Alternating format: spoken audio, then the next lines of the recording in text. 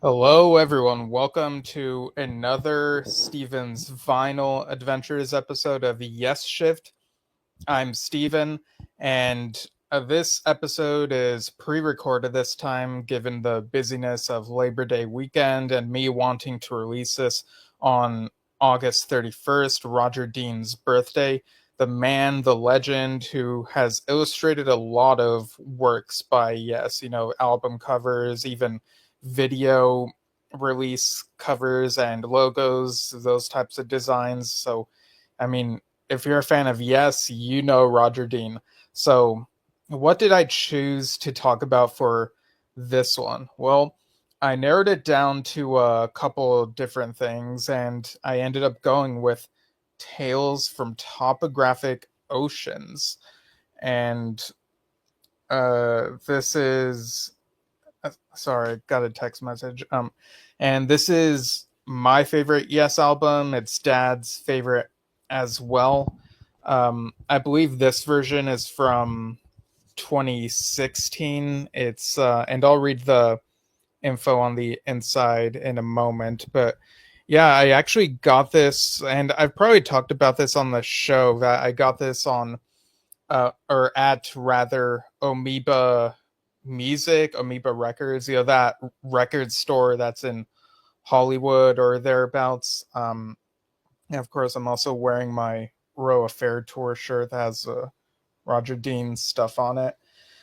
And yeah, this episode won't be quite as lengthy as you might expect since the album is lengthy. Dad and I have talked about Tales from Topographic Oceans at length before.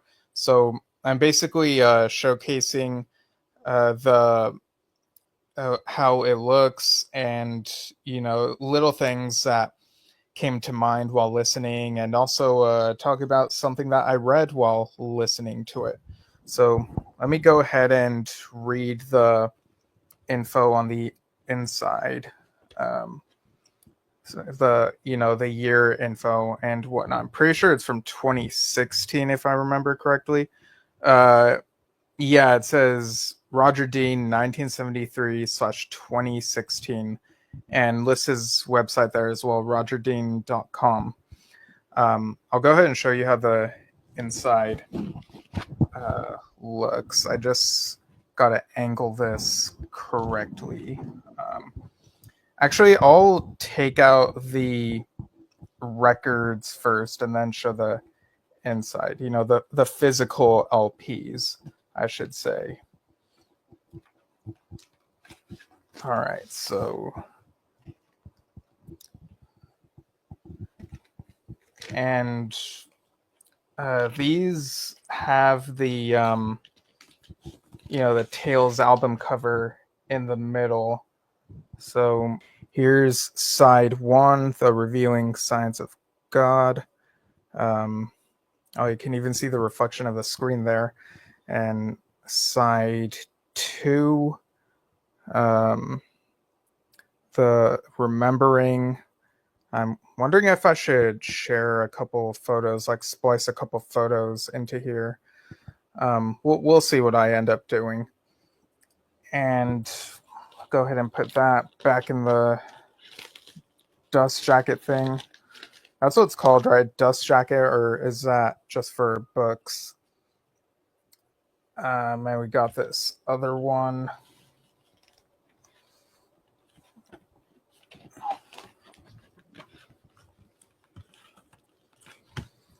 All right.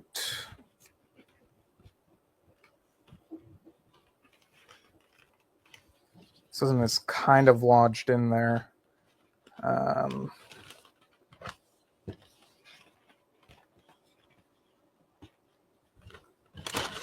Okay, here we go.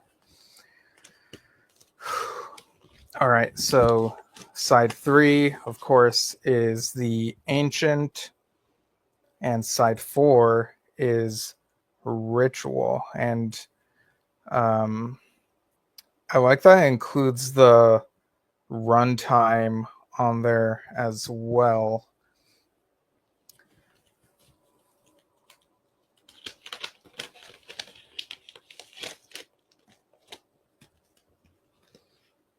All right, so y'all are familiar with the front side and the back side of this, and probably the interior as well.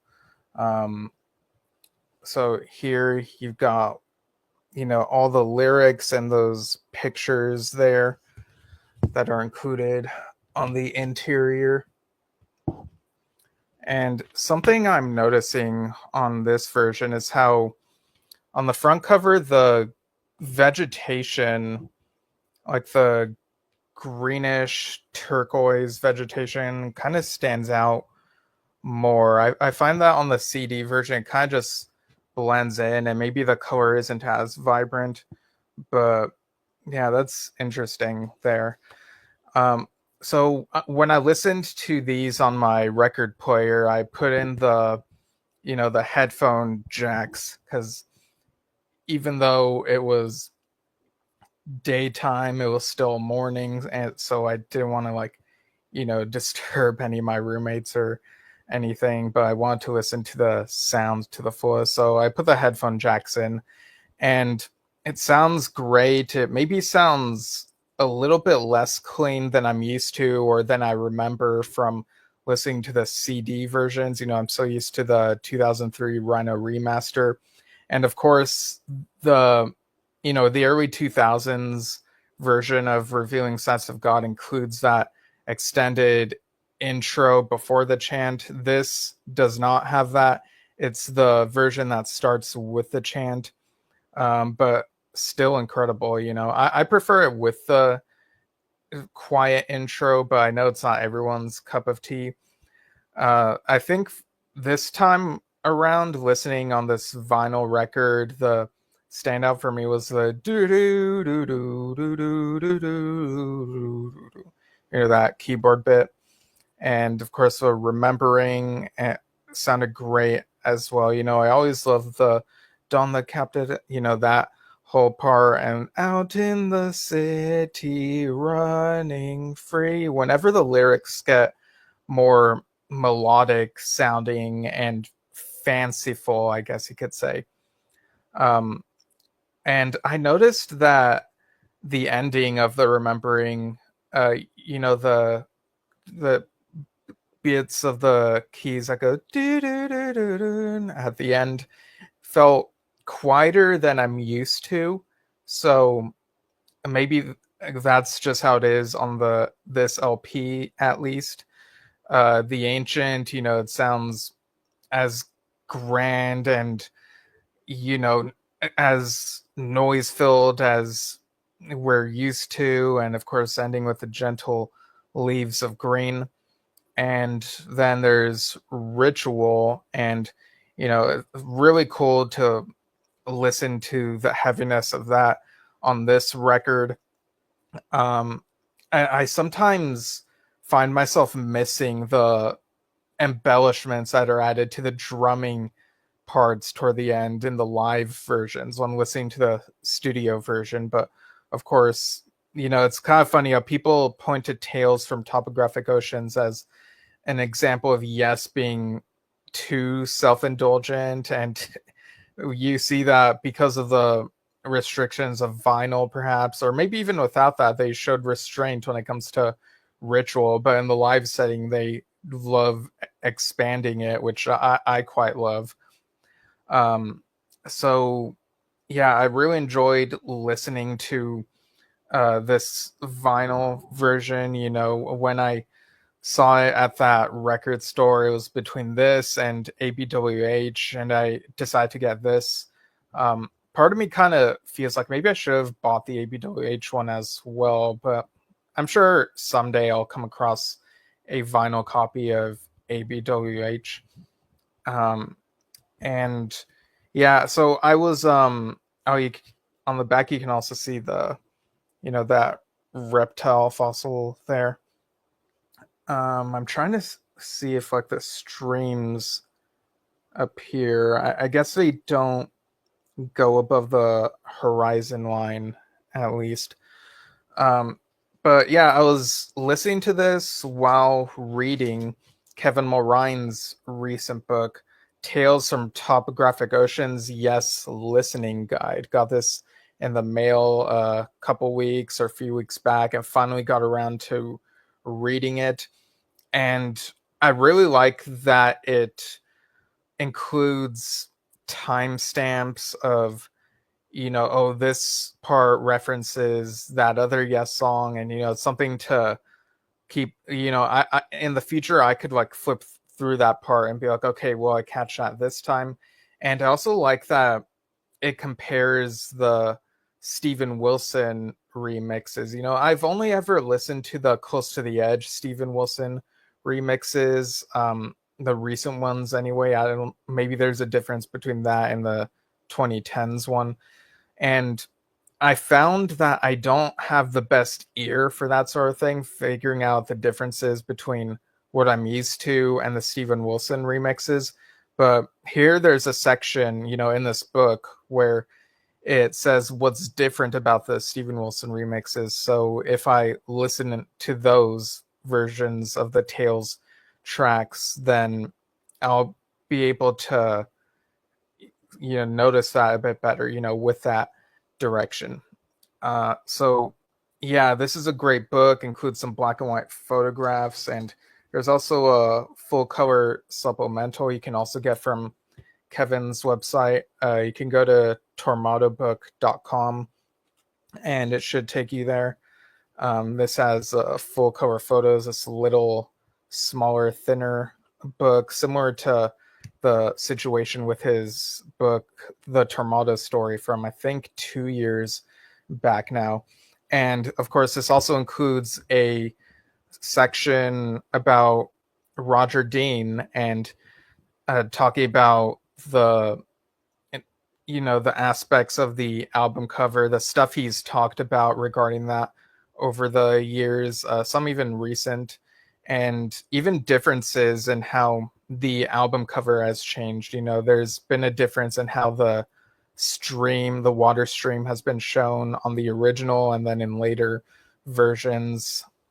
And it even includes photos of places that parts of the painting look like. So I really enjoyed that, and we gotta have Kevin on the show in the near future. We'll send him the options and see what we can work out. But yeah, this is a great book. If you've never listened to Tales, I suggest listening to it first and then reading this and then listening again. Because I don't know. If you're watching this show, I don't know how you would not have listened to Tales already. But, you never know. This could be someone's first episode about any Yes topic. So, yeah, I know this is a rather short episode, but it's pretty funny that my journey of re-listening to this album and reading this book all within one day is longer than actually summarizing that whole experience. But what can I tell you? We've talked at length about Tales, love the album. The book also includes quotes from band members and from people who've appeared on the Yes Music podcast, and also some quotes from the Gottlieb brothers and their classic Tales of Yes tour book, and even a bit of Bill Martin's book, Yes, Structure and Vision in Progressive Rock, I think that was. And it's interesting to think about the context of what other epics from other bands were like within the couple of years surrounding the release of this album and the differences between those. So I quite like that. And this book also mentions that Tales might be the most well-known Roger Dean album cover, and it's definitely been on lists, and even on our show it was maybe the number one, or at least the number two. It was between that and Relayer, and lots of people who tuned into our show or commented and said, what their favorite Roger Dean artworks are. Like, this had many votes, the Tales album cover. So, it's just so iconic in the Yes canon. So yeah, happy birthday to Roger Dean, 81 now, I believe. And I'd also encourage people to go check out Roger Dean Official, the Facebook page. So recently, he's been quite busy. On August 11th, he made a post about having gone to the Bloodstock Festival and thanked everyone who went there. And he's also been posting about some limited edition prints of different artworks. I see there's the Relayer one. And there's let's see, Flights of Icarus. That's another one. I think this one was Bird Songs of the Mesozoic. I could be wrong, but it's one of those.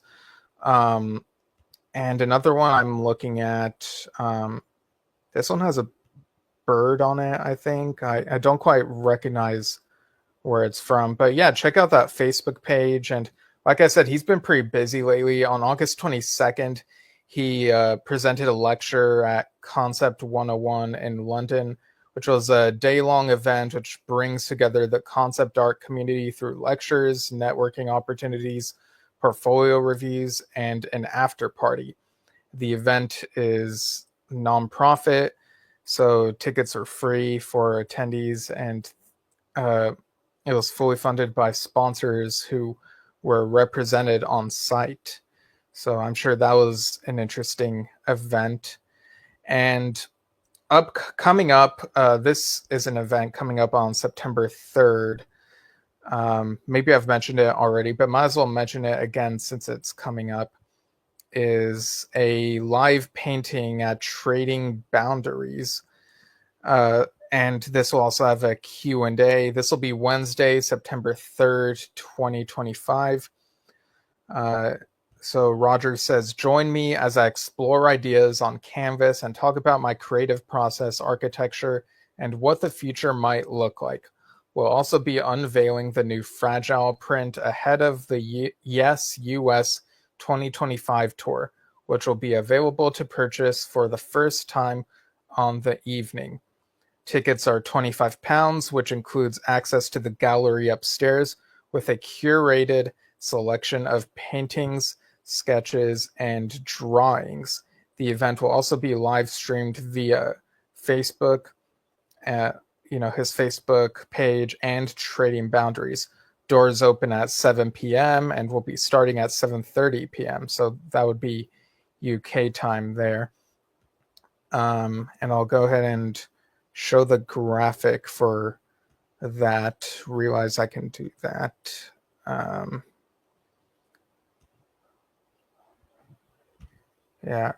me do it this way. So yeah, I really wish I could go to Trading Boundaries. If I ever go back to the UK, that's something I gotta do. I just got it. I mean, there've also been live performances there before, so really cool stuff. Is this it? Yeah, this is it. All right. And I think it's cutting off a bit of the bottom of the graphic there. So let me take off the player for just a moment. So yeah, again, happy birthday, Roger Dean. And thanks once again to him for all of his work that he's done for Yes and all these other bands and artists. Just a huge career. And check out the documentary that Dad and I did about the Secret Path exhibit that had his and his daughter Freya's art. If you haven't already, we'll probably have reposted it the same day, maybe prior to this or something. But yeah, go ahead and check that out. All right. It looks like this episode was about one side long on a vinyl, so I guess that's kind of appropriate. Hopefully this was somewhat listenable, but yeah, we'll be back and I'll see if I can talk about another one of my records or maybe do a news desk in the near future. We'll see what ends up happening. And Dad and I have a couple topics planned for mid-September, so keep an eye out as we roll out any posts about any upcoming stuff. So thanks for tuning in, and see you all soon.